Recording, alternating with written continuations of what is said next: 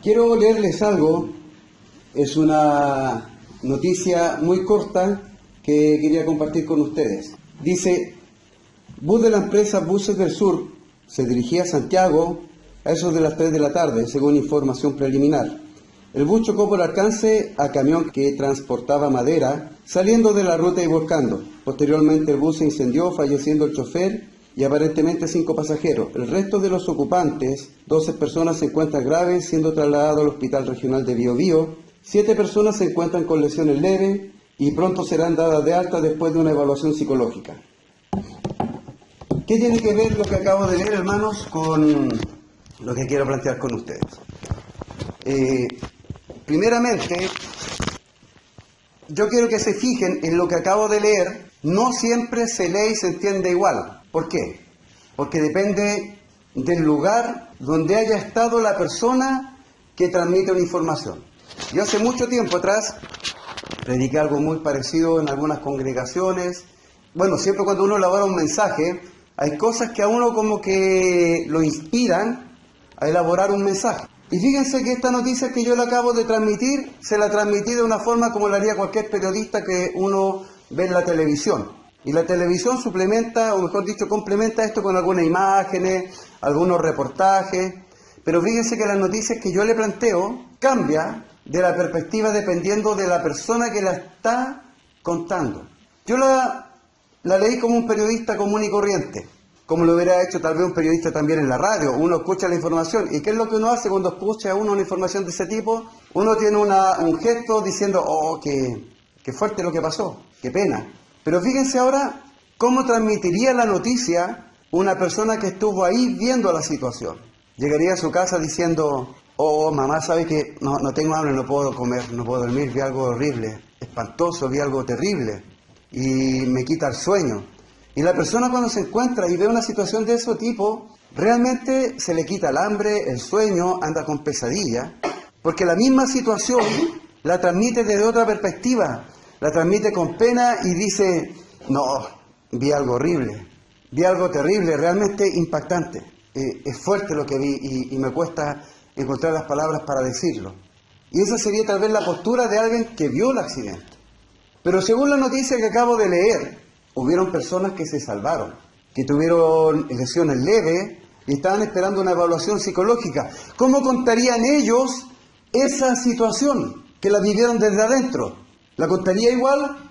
Obviamente que no, la contaría, gracias a Dios me salvé, gracias a Dios estoy aquí, viví algo horrible, esto no lo cuento de nuevo, esto que viví no pasaría de nuevo, pues mi vida no la cuento otra vez. Y Dios me salvó, y Dios me ayudó, y Dios me liberó, esto fue un milagro. Y la persona que vive eso desde adentro necesita ayuda psicológica. Porque lo que vivió desde adentro, vio peligro su vida, vio no solamente correr en peligro su vida, tal vez iba con un acompañante y vio por él, si iba con un hijo, imagínense. Las personas están dispuestas a morir ellos para salvar a su hijo en una situación así. Entonces, hermanos, una noticia cambia la forma de expresarla dependiendo del punto de vista de quien la ha vivido. Un periodista, sabemos, tiene tal vez 5, 15, 10 segundos para transmitir una noticia. Pero no se le puede pedir 10, 15 segundos a una persona que vio eso para que transmita la noticia. Va a ocupar más tiempo porque le va a poner sentimiento, emoción, porque vio algo chocante. Y alguien que lo vivió. Entonces, hermanos, ¿qué quiero expresar con esto? Aquí hablamos de un título que dice periodistas. Pero ¿qué pasa si yo anteriormente pongo esto? Cristianos periodistas. Yo creo que ahora se entiende a lo que voy. Hermanos, yo hace mucho tiempo escuché algo parecido que me hizo como elaborar este mensaje y les digo de verdad, me cambió un switch. Hizo un cambio de switch en mí. Y yo cuando pasa mucho tiempo este mensaje como que lo vuelvo a repetir. Desde otra perspectiva, con otro ejemplo. Yo quiero contarle otra cosa que me tocó vivir hace mucho tiempo atrás. Recibimos un hermano allá en la congregación y él decía, nos contaba una anécdota de que conoció a una hermana. Esto es una historia real, no ficticia. Conoció a una hermana que era casada y su esposo no era cristiano. Y tenían un hijo. Y el hijo era grande, tenía 8 años y se enfermó de leucemia. Pero el papá, que no era cristiano, más que no ser cristiano, era ateo, y era una persona que cuando tenía oportunidad ridiculizaba el Evangelio. Y le metió en cabeza al hijo de que Jesús nunca fue hijo de Dios. Entonces llegó el minuto que el papá, por preocupación y todo, le pidió él a la esposa: ¿por qué no viene tu hermano a orar por el niño? Y la esposa, sorprendida, llevó a algunos hermanos que ya estaban orando por él en la iglesia, y lo llevó. El niño estaba acostado, y pasaron a la pieza. ¿Y sabe lo que le dijo el niño? Le dijo: ¿qué vienen a hacer? La mamá le dijo: venimos a orar por ti. ¿Orar porque en nombre de Jesús? Le dijo. ¿Saben ustedes quién es Jesús? Le dijo el niño. Y las personas que estaban por él, que fueron a orar, le dijo: sí, sabemos quién es Jesús. ¿Quién fue? Le preguntan. Y el niño le dice: fue un judío que mataron los romanos porque predicaba que era el Hijo de Dios. Y lo mataron porque otros judíos le entró celo porque se creía profeta. No hablemos del Mesías aún. Pregunta es: ¿lo que dijo el niño era falso? ¿Mintió en algún minuto el niño? Pensemos. ¿Jesús era judío? Sí. ¿Fue matado por romanos? Sí. El niño, aparte de esa información, también dijo que fue matado porque los judíos le entró celo y predicaba que era hija de Dios y que era profeta. ¿Es mentira lo que dijo el niño? No, era verdad. Todo lo que el niño dijo era verdad. Pero ¿qué pasaba, hermanos? Si unimos ambas cosas, ocurre de que muchas veces los cristianos se vuelven en verdaderos periodistas que transmiten una información, pero que no la viven desde adentro. Y cuando ocurre eso, ocurre de que no hay un evangelio efectivo. Les quiero poner otro ejemplo. ¿Qué vemos nosotros ahí? Ahí nosotros vemos algo que podría decirse una Biblia, ¿cierto? En esa imagen probablemente todos compartamos de que eso es una Biblia. ¿Qué es lo que ocurre? Que nosotros muy habitualmente podemos ver, ¿cierto?, que en la mañana un montón de personas va a la iglesia por su atuendo, porque va con la Biblia bajo el brazo, y dependiendo de la religión puede que lleve una guitarra también. Nosotros decimos: va a la iglesia. Pero el resto de la semana, cuando él no anda ni con la Biblia, ni con la guitarra, ni con el terno del día domingo, ¿puede apreciarse de que esta persona va a la iglesia? Resulta de que hace mucho tiempo atrás un hermano contó una situación, un hermano que ya emigró de Chile y que decía: mira, yo te voy a llevar a mi trabajo, pero no les diga a nadie que soy cristiano porque nadie sabe. Entonces nosotros podemos ver y entender de que de repente hay situaciones que, aunque sean reales, nosotros las hacemos falsas. Me voy a explicar. ¿Lo que el niño transmitía era verdad? Sí, era verdad. Pero no había ninguna chispa de vida, de espíritu, de creencia, de nada en lo que decía. Hay personas, fíjense, en Apocalipsis capítulo 1, dice el apóstol Juan: bienaventurado el que lee y los que oyen y guardan la palabra de la profecía de este libro. Fíjense que la bienaventuranza que plantea aquí el Espíritu Santo no está en andar con la Biblia para todos lados, ¿no? No está en mostrar la Biblia cuando uno va a la iglesia, ni tenerla en la casa abierta en un salmo a modo de suerte o superstición. No está la bienaventuranza en eso. Y la gente cree eso. A veces hay gente que anda con pulsera, con versículos, o con cadena con versículos, creyendo que allí hay bienaventuranza. No, pues, hermano. Eso es letra muerta. La bienaventuranza dice el profeta, la bienaventuranza dice el apóstol, que surge ¿cuándo? Cuando alguien se informa de la palabra de Dios, ya sea que la lee, lo escucha y la guarda. Ahí viene la bienaventuranza.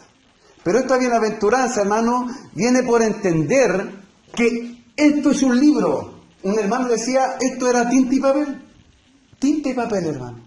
Montones de gente a lo largo de la historia han hecho la guerra a la Biblia, la han tratado de quemar, de requisar, de perseguir a los cristianos, y ahí sigue siendo cada día el libro más vendido.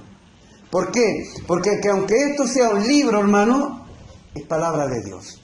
Entonces, cuando uno comienza a entender el trasfondo, uno ya deja de ser un cristiano periodista. Porque ¿qué es lo que hace un cristiano periodista? Uno le pregunta: hermano, ¿qué es el Evangelio? Y el cristiano periodista que dice: muerte, sepultura, crucifixión y resurrección de Cristo. Como que fuera una noticia. Y así no sirve. Así es inválido. Entonces tenemos de que eso que se conoce como Biblia llega a ser palabra de Dios cuando uno lo entiende, lo ve. Yo quiero poner algunos ejemplos que aparecen en la Escritura que lo encuentro como muy lindo referido al respecto. Dice la Escritura que Jesús iba caminando y que de repente mucha gente lo seguía. Y fíjense que la gente lo seguía, ¿por qué? Porque esperaba sanidad, porque esperaba recibir alimento gratis. Mucha gente lo seguía por distintos motivos. Y Jesús dice que se da vuelta, ve la gente y Jesús tuvo pena. Un montón de gente seguía a Jesús y Jesús, hermanos, tuvo pena. ¿Por qué? Porque vio que esa gente andaban como ovejas que no tenían pastor. O sea, yo creo que cualquier predicador hoy en día, hermano, estaría feliz. Estaría feliz que fuera caminando y centenares de gente siguiéndolo. Cualquier predicador hoy en día se goza de que se llenen estadios, iglesias, que gente quede afuera.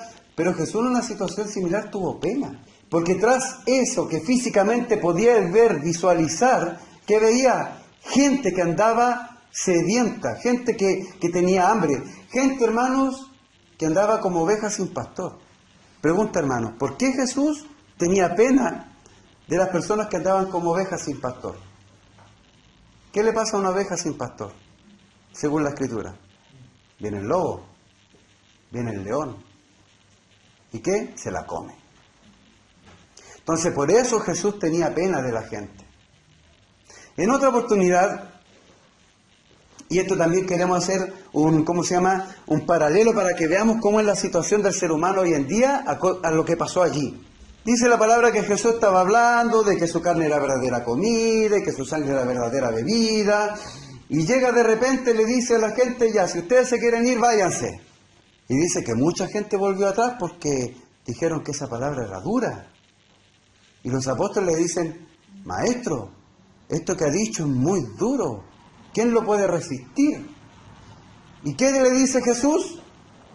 Le dice a los apóstoles, ¿y ustedes se quieren ir también? Váyanse.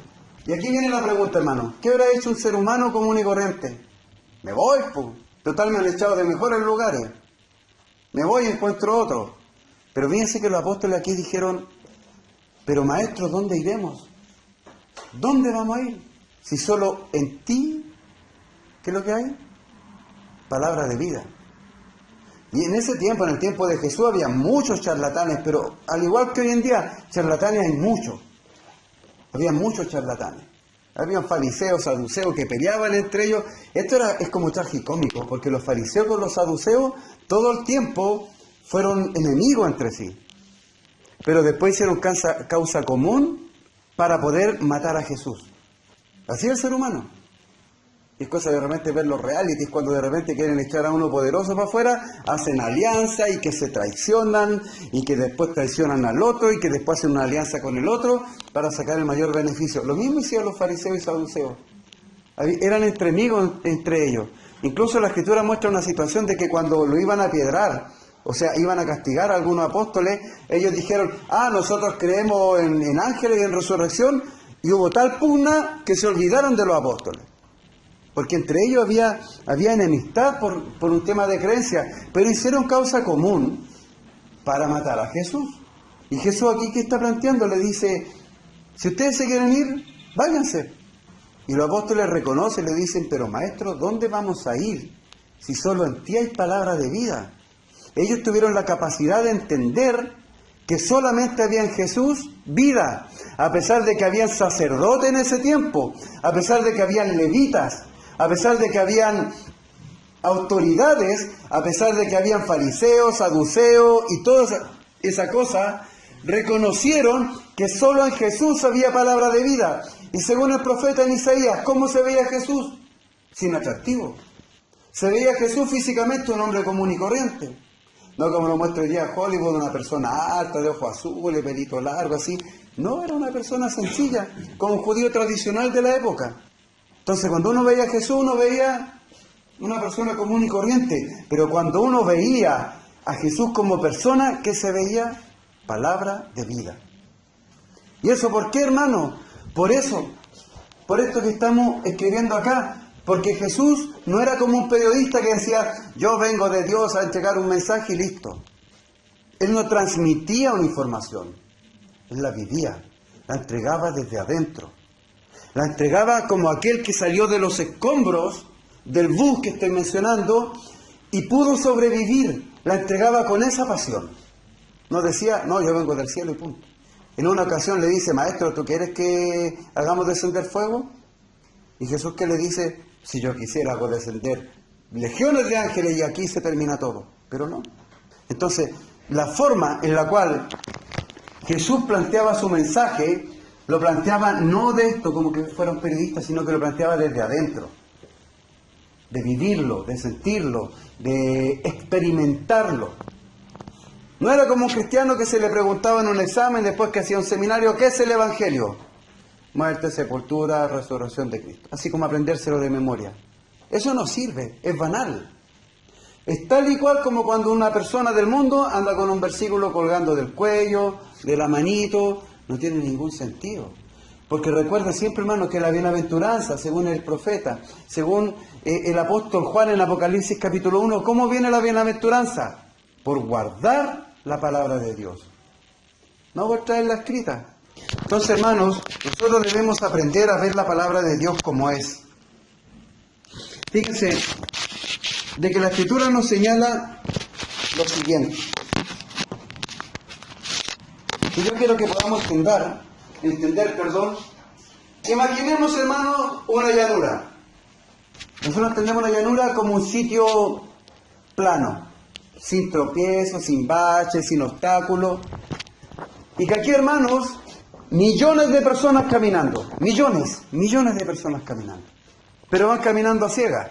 Caminan a ciegas. Hermano, el mundo es así y así tenemos que visualizarlo. Nosotros cuando nos levantamos en la mañana no podemos decir, uy, tanta gente que va a trabajar, uy, tantos niños que entraron al colegio. Tenemos que visualizar, tener una vista espiritual de ver la realidad. Nosotros en la mañana tenemos que ver que el mundo es una llanura y que va un montón de gente caminando en esta llanura. ¿Cómo va caminando? Ciega. Y que va a llegar un minuto en que millones de personas llegan a un risco y se caen. Por eso Jesús tuvo pena de la gente cuando la vio. Por eso Jesús lloró muchas veces por las personas. Entendió eso. Por eso, hermano, Jesús soportó, dice, la muerte. No soportó la muerte porque Él no era un ser humano. Porque dice el libro de Hebreos claramente que Él se despojó de todo y lo vivió como hombre. Él pudo soportar la muerte, pudo soportar los azotes, pudo soportar toda esa crucifixión, porque Él entendió de que el mundo así va, hermano, va corriendo por una llanura. Y al final de esa llanura, ¿qué es lo que hay? Un precipicio. Y todos los días millones de personas siguen esa ruta y cientos de personas, hora a hora, caen a ese precipicio. ¿Y quién está en el fondo del precipicio? Satanás. Y Jesús, hermano, entiende, porque dice el libro de Hebreos, de que no tenemos un profeta, un sumo sacerdote que no tenga de qué compadecerse, porque Él dice en la Escritura que vivió en carne propia todo lo que nosotros vivimos como ser humano. Y por eso dice Dios que nos ha entregado una armadura. Porque sabe que no tenemos una lucha contra personas. Algunas veces cuando a ustedes lo agreden, hermanos, póngase por ejemplo el jefe, un compañero de trabajo, un familiar, un vecino. ¿Ustedes qué dicen? Oh, el vecino que es malo, mira lo que me levantó una calumnia, me está haciendo la guerra esa persona, ese vecino, ese compañero de trabajo. ¿Ustedes dicen eso? Me cae mal ese individuo porque siempre me hace la guerra. Me cae mal, no lo soporto. ¿Eso dicen? Fíjense que Jesús, en una oportunidad, iba a Jerusalén y le dice a los apóstoles, vamos a Jerusalén. ¿Qué le dice Pedro? No, maestro, no vayas porque te quieren matar. ¿Y qué le responde Jesús a Pedro? Apártate de mí, Satanás. Jesús tuvo la capacidad de ver en las personas la manipulación satánica. Oh, que suena fuerte tal vez, pero es verdad. Satanás manipula a la gente. Toda la vida ha manipulado al hombre. Manipuló a Eva para tentar a Adán. Manipuló a Caín para matar a Abel. Toda la vida Satanás ha sido manipulador. Dice la Escritura que homicida y mentiroso desde el principio.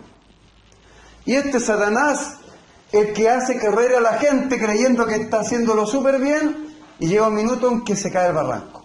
Este Satanás el que hace eso, pues, hermano. Y con ese luchamos. Por algo, la Escritura dice en Efesios que Dios nos ha entregado una armadura. Nosotros somos capaces de ver un hermano con armadura, o vemos un hermano con camisa calizo, pantalón blanco, zapatos café. Tenemos que tener la visión espiritual de no ver lo que está a simple vista, sino de ver más allá. Ver que cada día nos levantamos, hermanos, a una guerra. Dios es bien claro en decir, no tenemos lucha contra carne ni sangre. La lucha que tenemos no es contra las personas. Pero ¿qué dirían los cristianos primer siglo? ¿Cómo la lucha no es contra la persona? Si me azotaron, si me clavaron, me bofetearon, y la lucha no es contra la persona, no. A pesar de todo eso, Jesús, ¿qué dijo en la cruz, hermano? ¿Qué dijo Jesús en la cruz? Dijo, perdónalos, porque no saben lo que hacen. Porque Él sabía que aunque esos romanos lo estaban crucificando, clavando, que aunque el pueblo decía, crucifícale, crucifícale, Él sabía que había una obra satánica detrás de todo eso. Y por eso Jesús le pidió al Padre, perdónalos porque no saben lo que hacen. Eso tenemos que ver nosotros cada mañana que nos levantamos, esa lucha. Hermanos, fíjense que el apóstol dice en Apocalipsis, tengo unas pocas cosas contra ti. ¿Cuál es ella? Has dejado tu primer amor. Hay muchos hermanos, pero hay montones de hermanos. Y lean el Evangelio de Mateo capítulo 7, versículo 21 en adelante, que es un texto que se predica en todas las esquinas, pero el que menos se entiende. Hay muchos hermanos que van y se congregan habiendo dejado su primer amor. Porque estos hermanos que están ahí en el libro de Apocalipsis hacían cosas para Dios, se congregaban. Pero ¿qué pasaba? Habían dejado su primer amor.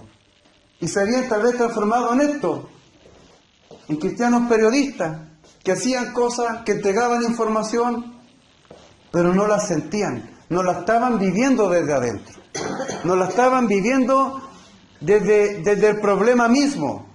Les quiero poner un ejemplo. Hubo un periodista en Chile que fue enviado a Afganistán y él vio la guerra desde adentro. Y ese periodista cuando llegó a Chile fue llevado pero a todos los canales, a todos los programas. ¿Por qué creen ustedes, hermanos? Porque él reporteó la guerra desde adentro. Y cuando él contaba su experiencia, no la contaba como cualquier periodista, sino que lo contaba desde otra forma. Era exactamente la misma noticia. Era como el niño que decía que Jesús, un judío que mataron los romanos, era lo mismo, pero lo vivía desde adentro. ¿Se entiende el concepto? Entonces, eso es lo que yo quiero, hermano, que nosotros hagamos como una reflexión en el día a día. A eso, hermano, se refiere la Escritura cuando habla de que hay que acomodar lo espiritual a lo espiritual. ¿Y por qué yo digo esto? Porque se supone que todos los que estamos acá hemos entendido que íbamos en esa loca carrera, hermano. Nos levantamos en la mañana a trabajar, compitiendo contra el otro para ser mejor, para ganar más plata, ojalá, para tener más para gastar y endeudarnos más. Vivíamos esa loca carrera. Esa es como la carrera del siglo XX, ganar más plata para gastar más, tener más y ser más que otro. Es como la carrera que nosotros estamos insertos en el siglo XX. A lo mejor años atrás puede que haya sido otra, pero es como el tema. Y nosotros estábamos ahí, y Dios nos ha dado una vista espiritual para entender. Fíjense, hay muchos hermanos que han llegado a Chile trayendo el Evangelio hace un par de décadas atrás. Yo recuerdo muchos hermanos con cariño, algunos ya no están, algunos están enfermos, ya no vienen, otros ya no viven, y hay otros hermanos que vienen de repente, vinieron con una muy buena intención, excelente, de restablecer la congregación, de predicar el Evangelio, y trajeron mucho material. Pero fíjense, hermano, yo les quiero comentar algo. ¿Cuánto evangelio hay en la Escritura? Uno. Efesios 4 dice que una fe. No hay 2, ni 3, ni 4. Una fe, un evangelio. Pero, por ejemplo, cuando nosotros leemos la forma en que se predicó el evangelio en Hechos capítulo 2, a ese Jesús que Dios ascendió a los cielos, dice, ustedes lo mataron. ¿Y cómo se predica el evangelio al eunuco etíope? A través del profeta Isaías. Sí, él es el profeta. Entonces, ¿qué podemos ver nosotros, hermano? Que cada persona que necesita el Evangelio, conocerlo, escucharlo, tiene una necesidad distinta. Y nosotros tenemos la obligación de encontrar esa necesidad. Entonces, hermanos han venido predicando el Evangelio, hermanos han traído material, y todo eso es como la base para nosotros aprender eso. Que cada persona necesita escuchar el Evangelio, y cada persona es única, necesita escuchar el Evangelio de una forma distinta. Si nosotros hiciésemos aquí, muchas veces hemos sabido, por ejemplo, cómo nuestro hermano conoció el Evangelio, cómo la hermana conoció el Evangelio, de una forma muy distinta. Pero fíjense que es el mismo Evangelio. Porque cada persona tiene una necesidad. Y por eso nosotros no podemos entregar el Evangelio como la respuesta de un examen. Cuando vamos a exhortar a un hermano, no podemos llevar una exhortación así como la respuesta de un examen. Cuando vemos a un hermano en falta, no podemos corregirlo. No, es que Dios dice esto, Eso es ser como un cristiano periodista que transmite una información. Dice la Escritura que tenemos que aprender a entregar el Evangelio, entender esta realidad. De que las personas, hermano, yo aquí en este dibujo hice como 4 personas que van caminando por una llanura. Dice la Escritura que esta gente va caminando ciegamente por una llanura, o corriendo algunos, pero van como ciegos. Y de repente dice la Escritura que aparece otro ciego guiando a ciego. ¿Y qué pasa si un ciego guía a otro ciego? ¿Quién se cae? Los dos. Hermanos, y quiero que se entienda el tema, y quiero que, por lo menos cuando una vez yo escuché algo parecido a esto, que a través del tiempo lo iba como acomodando, como les decía, me hizo un cambio de switch, de que el Evangelio no son palabras, de que el Evangelio no son textos, porque si lo tomamos así vamos a ser como una persona supersticiosa. La palabra de Dios dice, la misma palabra de Dios, de que es viva, y es viva por eso. Fíjense, esta mañana me he paseado con la Biblia en la mano. ¿La he leído alguna vez? ¿Cuántos textos ocupé? 15. Y no he leído ninguno. La Biblia fue conformada solamente hace un par de siglos, ¿no? Antes la gente no andaba con la Biblia, y existían cristianos igual. Hermanos, el tema es de que nosotros, para poder entregar un mensaje espiritual, es como lo que hacían los judíos antes de entrar al lugar santísimo. Se lavaban, usaban una ropa especial para entrar. No entraban con la misma ropa que andaban todos los días. Para nosotros entrar a este mundo espiritual, tenemos que también como que transformarnos, cambiar espiritualmente para entender esta realidad y entregar un mensaje, porque es todo espiritual. Fíjense, tomamos la cena. ¿Qué dice Jesús de la cena? Esto es mi cuerpo, esto es mi sangre. ¿Alguien comió carne? ¿Alguien tomó sangre literal? No, porque es espiritual. Las oraciones que son, la gente cierra el ojo y habla. Mentira, el libro de Apocalipsis dice que hay incienso fragante que sube a la presencia del Señor. Entonces nosotros tenemos que aprender a ver y vivir la trascendencia espiritual de lo que hacemos. Entonces cuando nosotros veamos y vivamos la trascendencia espiritual de lo que hacemos, vamos a poder entregarla. Y vamos a dejar de ser como ese periodista que transmite una noticia y punto. Y la vamos a transmitir como la persona que fue sacada de entre los escombros y vive. La que la transmite la entrega con pasión, con otra visión. Por eso este periodista, que no voy a decir su nombre, pero yo creo que muchos lo imaginan, era invitado a distintos canales para preguntarle de su experiencia en la guerra. ¿Por qué? Porque él la vivió desde adentro. Y cuando él hablaba la guerra desde adentro, la hablaba de una forma distinta. Hermanos, eso es lo que quería compartir con ustedes, que el Señor nos siga bendiciendo.